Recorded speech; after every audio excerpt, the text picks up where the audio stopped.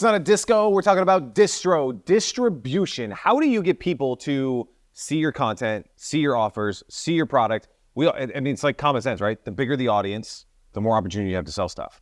Yeah, you don't do it with a business card anymore, guys. You don't go to networking events, show your business card. And if you are doing that, bless your heart, please stop. It's never worked out. It's not going to work out for you anymore in 2024. So we're going to teach you how to do it now in this day and age. And we're going to give you 5 or so quick tips that are actionable and insightful that you can go and apply ASAP. You got the first one? Yeah, man. So real quick, a caveat. This is not about how to go viral on TikTok. We're not telling you how to go viral on TikTok. Yes, that is distribution, right? Social is distribution, but it's more an accident. You want to get attention. Correct. Yeah, 100%. So the first one, I got notes on the phone today. I love this one, is inserting your content into someone else's stuff. So I know you deal with a lot of like people that have like school communities, or maybe they have courses, they have membership sites, they have newsletters. What do all those people need? Content. They need stuff, right? Like if you're running a school community, you need new stuff for that community. If you're running a membership site, you need stuff. If you're running a newsletter, you got to write the newsletter. And so you can actually insert your stuff into them. The cool thing, they already have paying customers. They already have members, and now you're inserting it. This is like, to me, one of the most obvious, easy things you can do to get in front of the right audience and a paying audience. Yeah, we've even done this with e-commerce because you're thinking, oh, that doesn't work in e-commerce because something like Klaviyo doesn't let you do affiliate things and stuff like that. So let's say we did this with a client, a lot of clients, but an example would be we're selling something. Let's say we're selling a supplement, and then this other person has a similar adjacent product that kind of like matches that audience.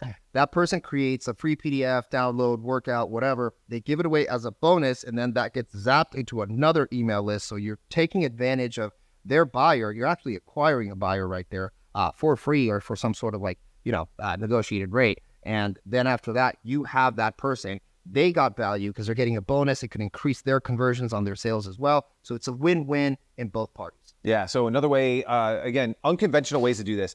If someone has another way to do this without doing it digitally is if they're sending physical stuff, right? So someone buys this hat, right? And you got to ship them that hat. And I sell sandals, right?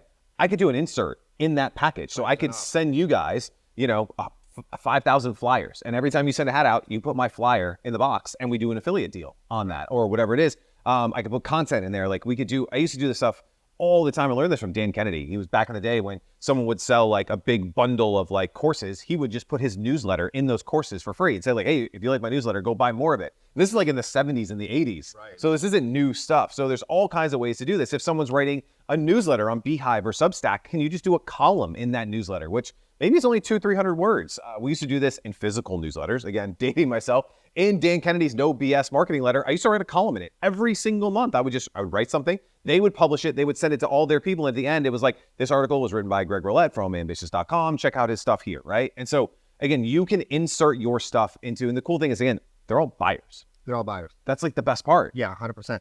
The other thing you can do is you can go to groups. You can use School. You can Discord. It doesn't really matter. In 2008, I started doing this with Facebook groups and LinkedIn groups. And what I would do is I would go to LinkedIn groups and Facebook groups and I'd say, hey, listen, you have these guys. They're interested in XYZ topic. Let me come in and do a presentation. You're absolutely free. I want nothing from you guys. I wasn't even selling anything because I knew that if I could get my stuff across 12,000 people on a presentation with a replay, then I would get DMs and I would get hit up no matter what. So they get value. You get something as well. It's a good trade. You'd be surprised how many people would do this because you're always thinking like, well, no one's going to do that. Why would they do that with me? Because they want something in return. And if it's a good enough something or good enough content, then it's going to make complete sense. Well, they need something to keep their group alive. So this is actually the second thing was groups, right? And so you hit it dead on the head, nail on the head, whatever the saying is. All of them. So we're doing this with Grommet right now is I'm going to every inventor group, inventor club, patent groups, all of this stuff that have these new and emerging brands in them. And I'm just being like, hey, can I share this killer webinar? It's the go-to market blueprint. And I'm just going to share 7 things that any brand can do as they go to market. Nothing in it about Grommet whatsoever. But at the end, they're all going to be like, well, what do you do, right? This is awesome. I love it. And I'm doing this on LinkedIn, and we're actually doing LinkedIn Lives. I'm doing this on Facebook, and we're doing Facebook Lives. All of this stuff then is content that I can repurpose, I can reshare, but I'm also getting into all those groups, and they're putting me in front of all the members of their group. So it's like free distribution. Again, to my right people. I didn't have to run ads. I didn't have to write copy, like nothing. They just go in the group. Hey, this Thursday, we're doing this really cool presentation with Greg from Grommet and blah, blah, blah. And works every time. And again, why would they say yes? Because it's valuable for their people. And if it's valuable for their people, it's going to make more people active in their group, which helps them. And if you have something to sell and you make a good deal with the person, you can split the profits or make whatever relationship you want with them. Yeah, but this happens all the time. Doesn't matter what niche you're in. Like even for my son's sunglasses right now, we're going into every travel baseball group and things like that. So it doesn't even have to be like marketing related or business related. Like we're going to do a travel baseball group and my son's going to do like a really cool presentation on like 5 things he's learned starting a baseball business. Like just super cool and fun. And like it's an 11-year-old doing it. And my kid's 11. If he can do it, you can freaking do it, right? So that's 1. That's 2. Number 3, this is something I've done for a really long time and I love this, is looking for platforms that have backdoor distribution. So what I mean by this is almost every TV now comes with like Roku on it or Amazon Fire or, they're like smart TVs or Google, whatever it is. You can have apps of your branded content on all of these stations. So that's like one backdoor that people don't know is like literally our Roku, you can create your own Roku app. So when you go to the app store, you could search for, Los Hustle or whatever it is. And you can take your YouTube feed and literally make an app and have it on there. And there's services that'll do this. They're like, $39 a month, $49 a month, like stuff like this. You can also do it for Apple TV. You can do it for Google. You can do it for Fire TV. There's some companies out there. When we did it, we had a company that sent it to all the different like connected TVs. And we had the Ambitious app. And basically our entire YouTube channel, we would just basically send it in there. So imagine if you have a podcast, whatever it is. Hey, it's an RSS feed. That's all it is. But it's packaged into an app. So when people are searching the app store or whatever it is, but there's so many of these things out there that, where is your audience and where is like a back door to get into it? People don't even know these things exist. The cool thing I think about like Roku and all these is it's also like, well, as seen on, right? It's more logos and it's just distribution for your stuff, which I think is super cool. Yeah, no. What do you got for 4? Yep. Number 4, let's get in here and talk about publishers, right? So this is like glorified, like back in our day, right? As grandfathers, we used to like guest blog. You would like find someone who had a big blog and you're like, hey, can I write an article for you?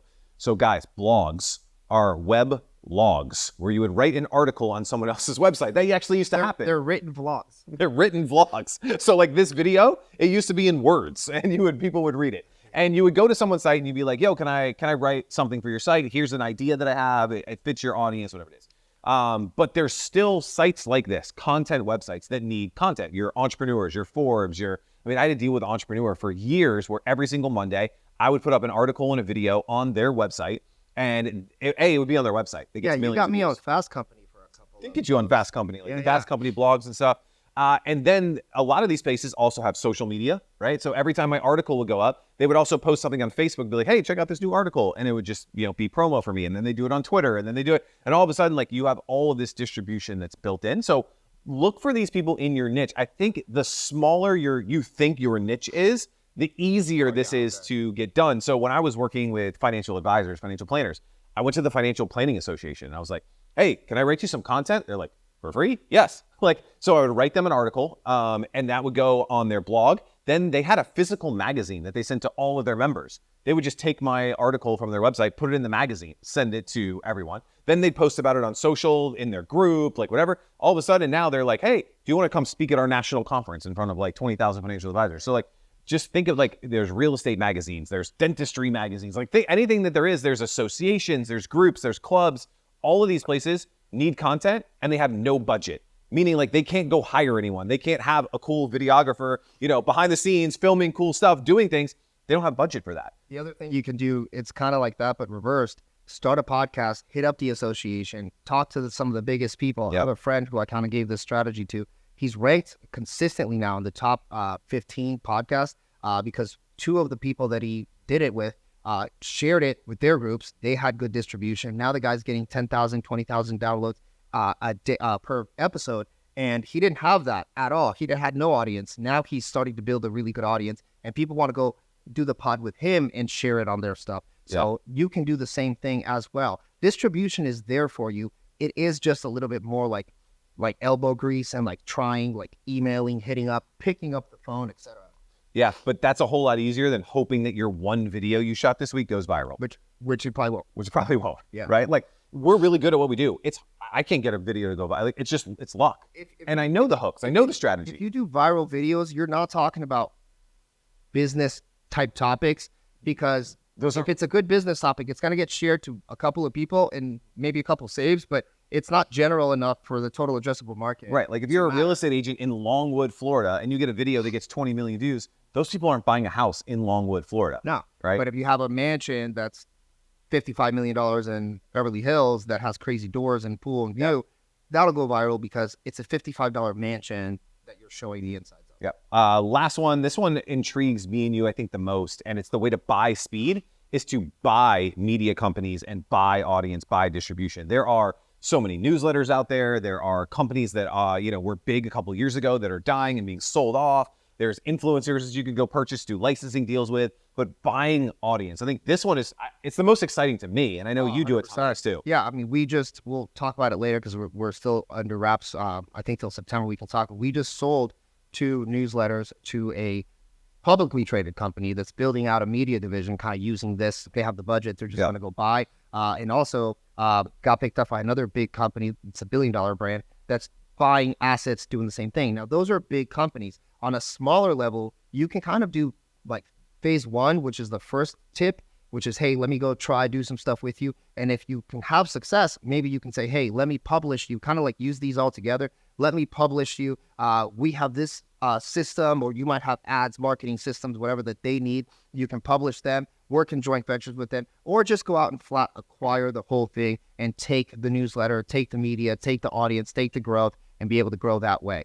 Yeah, so there's brands like HubSpot that are out there that did this really well, and they built a podcast network that way. I mean, they didn't buy the podcast, but they basically licensed the podcast. And they bought some, and they bought some media companies. They bought some assets, and then what they do is they do a renegotiation every couple of years with the host, but that person already had some sort of bravado or whatever. And then there's also groups. Listen, if you want to just pay, you can pay for distribution with, there's Twitter groups that if you find the right people, they're like, okay, me and like 17 other pages like this are going to push out for you. Right. And then we'll push our own stuff and have links there so you can build retargeting stuff, et cetera. So there's LinkedIn, things like that. 100%. I mean, the biggest company in the world, Disney, right? This is literally what they did. So they had Disney, you got Mickey Mouse, you got all this stuff. Well, then they go and they buy Pixar.